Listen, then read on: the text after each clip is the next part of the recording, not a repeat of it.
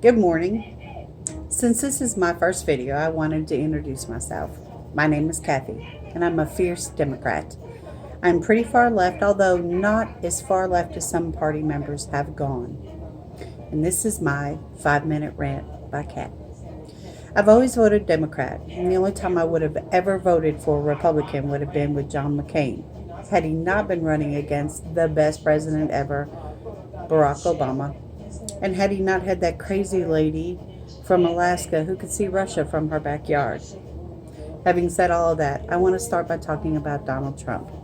Yes, never in my wildest dreams could I have imagined a world where someone like him could become the leader, not only of this country, but any country.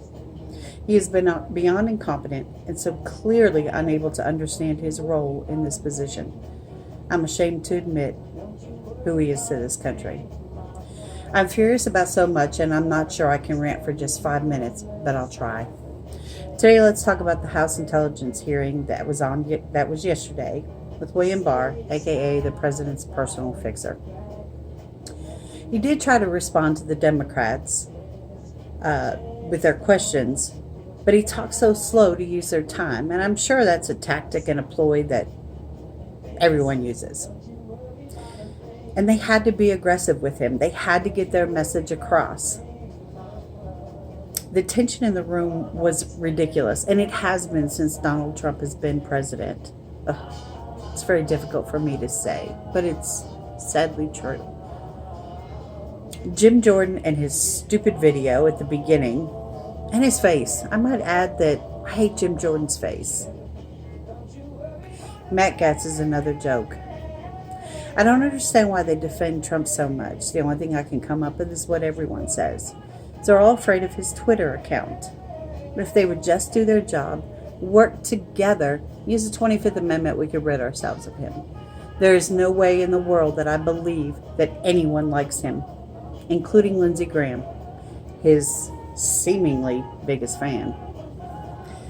William Barr is supposed to work for the U.S., not the president. What was done on June 1st in Lafayette Square with the peaceful protesters is indefensible, and Barr's reasoning is unbelievable to say the least. If there was a reason to push back the barrier, then that should have been done sooner and not waited until Trump went on a tirade, a very public one, with governors about how they need to dominate the streets. He said that they needed to take decisive action, telling them they have to have total domination and then put those people in jail. And of course, his famous Trump line, "We're going to do something people haven't seen before." The timeline for the events of that day do not match up with what Barr claimed in his testimony. For the most part, the demonstrations across the country, across the globe actually, the protests, the walks have been peaceful. People know the only way to get their message out is not through violence and destruction, unlike the government and the police throughout history. Slavery, Jim Crow, segregation were used so much for so long that the black community stayed quiet and just tried to stay out of the way. But with the brutal murder of George Floyd on May 25th, 2020, the country became woke.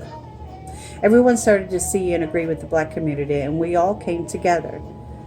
Now those who oppose the black community are rising up and fighting back, and who better to lead the charge than Trump? I cannot say for certain that Trump is a racist, but I can tell you that he does display most, if not all, of the characteristics of being a racist.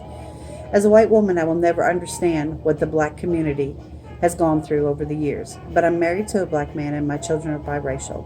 With him, I have seen firsthand effects of racism, that it plays on the black community.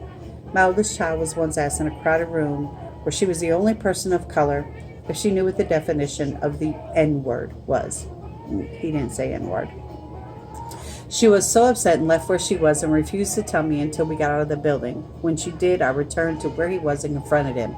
I got the standard answer. "Hey, but my neighbor's black." My two oldest were just toddlers when a woman in a grocery store was playing with my son, who is very light complected.